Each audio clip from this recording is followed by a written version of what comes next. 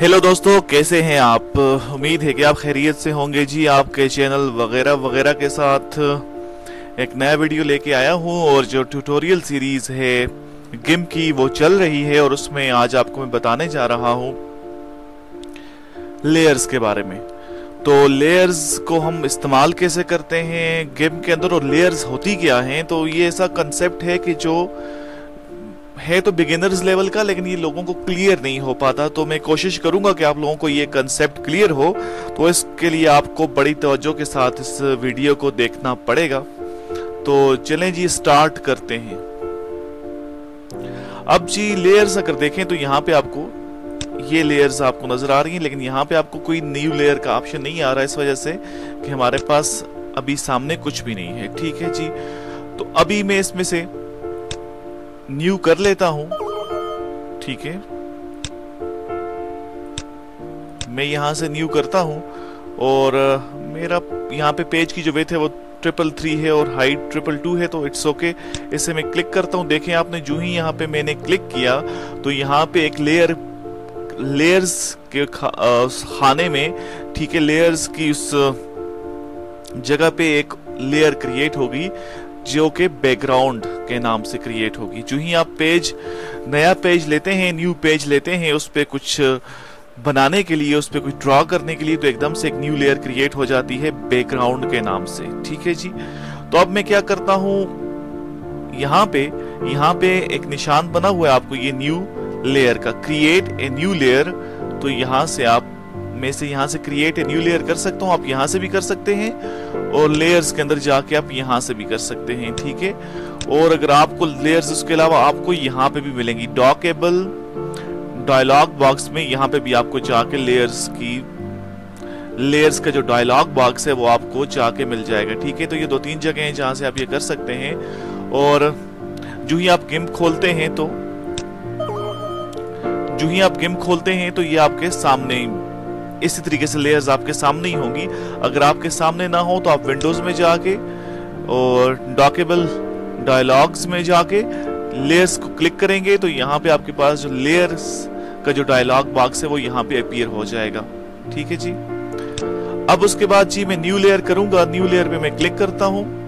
New layer को late से मैं नाम दे देता हूँ जी, रेड का ही नाम देता हूँ। ठीक है, मैं रेड का इसे मैंने नाम दिया और यहाँ पे जो टूल्स हैं, यहाँ से मैं एक रेक्टेंगल लेता हूँ। रेक्टेंगल लेके और यहाँ पे मैं एक रेक्टेंगल को ड्रॉ कर देता हूँ। ठीक है, इसके बाद इसमें मैं कुछ बकेट को लेता हूँ और बकेट की मदद से यहाँ पे कुछ कलरिंग कर देता हूँ। अब 2 लेयर्स हो चुकी हैं, एक बैकग्राउंड लेयर और एक आपके पास जो रेड लेयर है, तो इसका कलर भी मैं रेड ही कर देता हूँ।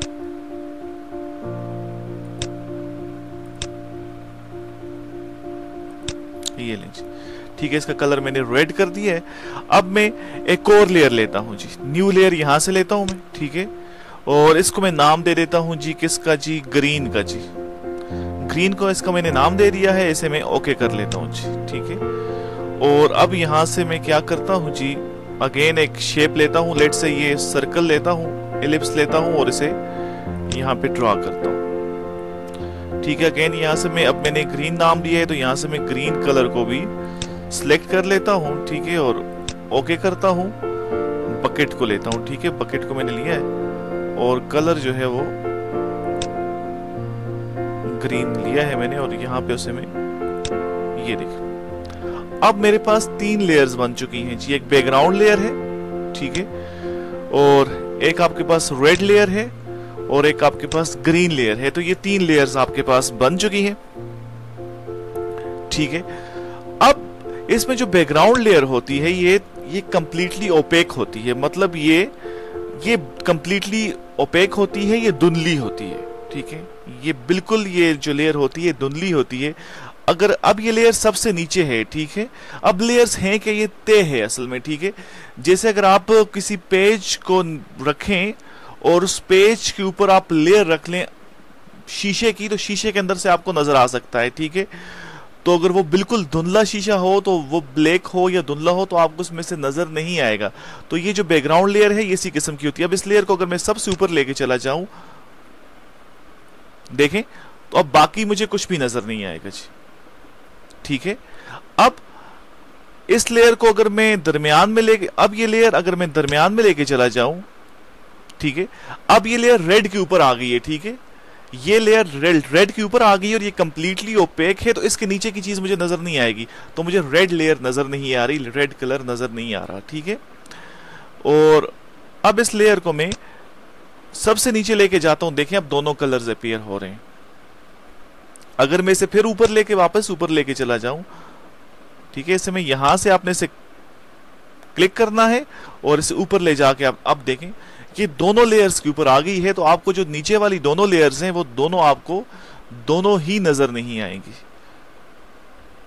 ठीक है जी, अब इस लेयर को दोबारा, तो ये है जी लेयर्स का फंक्शन। अब इसका फायदा ये होता है, ठीक है, इसका फायदा ये है कि अगर आपने किसी भी चीज पे वर्क किया है, लेट से मैंने जो ही ये रेड लेयर क्रिएट की थी और उसके बाद मैंने इस पे ग्रीन सर्कल डाल दिया है, तो मुझे एकदम से ख्याल आता है ये रहा कि ये जो ग्रीन सर्कल है ये मुझे नहीं चाहिए। ठीक है, तो मुझे अपने पूरे पेज को वेस्ट नहीं करना पड़ेगा, मुझे अपने पूरे पेज को वेस्ट नहीं करना पड़ेगा, और यहां से इसे मैं क्या कर दूंगा जी, लॉक कर दूंगा। ये देखें, और वो जो ग्रीन थी, जो ग्रीन लेयर थी वो खत्म हो जाएगी जी। ठीक है,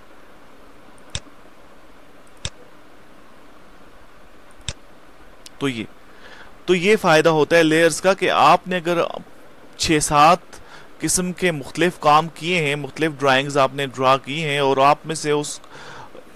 आप उसमें से किसी एक को आप रिमूव करना चाहते हैं, तो आप इसे बड़ी आसानी से रिमूव करते हैं और आपकी जो बाकी इमेज है वो ज़रा भी इसमें हर्ट नहीं होती, उससे कुछ भी फर्क नहीं पड़ता जी। ठीक है, तो ये लेयर्स के बारे में था। तो इसके बाद ये नीचे कुछ ऑप्शंस आपको नजर आते हैं, ये डिलीट लेयर है, जिससे आप लेयर्स को डिलीट कर सकते हैं। ठीक है, ये आपके पास है जी क्रिएट डुप्लीकेट लेयर, तो आप इससे एक डुप्लीकेट लेयर क्रिएट कर सकते हैं जिस लेयर पे आप काम कर रहे होंगे। ठीक है, अगर मैं ग्रीन लेयर को, रेड लेयर को सिलेक्ट करता हूं, तो इसकी, अगर आप रेड लेयर में मैं काम कर रहा था तो इसकी डुप्लीकेट लेयर क्रिएट हो जाएगी। ठीक है, और ये देखें, अब ये मैं ग्रीन पे काम कर रहा हूं तो इसका डुप्लीकेट, इसकी डुप्लीकेट क्रिएट हो जाएगी। ठीक है जी, और इसकी मदद से आप लेयर्स को देखें, ये अब दूसरी लेयर सेलेक्ट होगी, तीसरी, चौथी, तो आप लोअर्स लेयर्स पे जा सकते हैं और इससे आप हायर लेयर्स पे जा सकते हैं। ठीक है, आप वर्ड जा सकते हैं। ठीक है, और ये आप अगर लेयर्स का ग्रुप आप क्रिएट करना चाहते हैं उसके लिए है, और ये आपके लिए है जी न्यू लेयर्स के लिए। ठीक है, और लेयर्स के अंदर आपको यहाँ पे एक और चीज नजर आ रही होगी, ओपेसिटी। ठीक है, what is opacity? Opacity means जी धुंधलापन।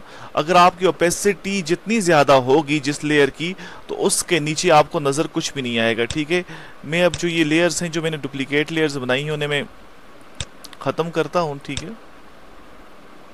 अब ये नजर नहीं आएंगी जी। ठीक है, तो बाकी अब मैं क्या करता हूं जी, ये जो आपके पास रेड लेयर है इसकी ओपेसिटी को मैं कम कर देता हूं, तो इफेक्ट आप देखेंगे कि ये थोड़ी सी, ये देखें अब इसकी ये बिल्कुल, और इसकी थोड़ा सा अगर मैं इसकी ओपेसिटी को, ये देखें फर्क, इफेक्ट देखें। ये मींस ओपेसिटी मींस एक साया सा आ जाता है, हल्का होता जाता है, आपका जो हल्का सा धुंधलापन आता जाता है। ठीक है, तो ये ओपेसिटी है। ठीक है, ये देखें, ये 0 करेंगे तो ये बिल्कुल वाइट हो जाएगी, बिल्कुल वाइट हो जाएगी। तो ये ओपेसिटी है।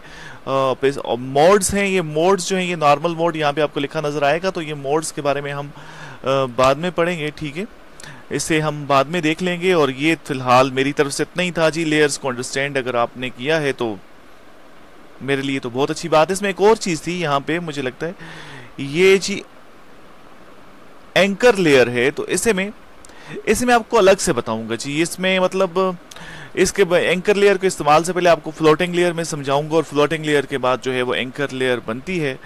तो ये कॉपी पेस्ट के दौरान अगर आप कहीं किसी दूसरे इमेज से कुछ कॉपी करके यहाँ पे पेस्ट करेंगे तो वहां पे ये एंकर लेयर का जरूरत पड़ेगी जी।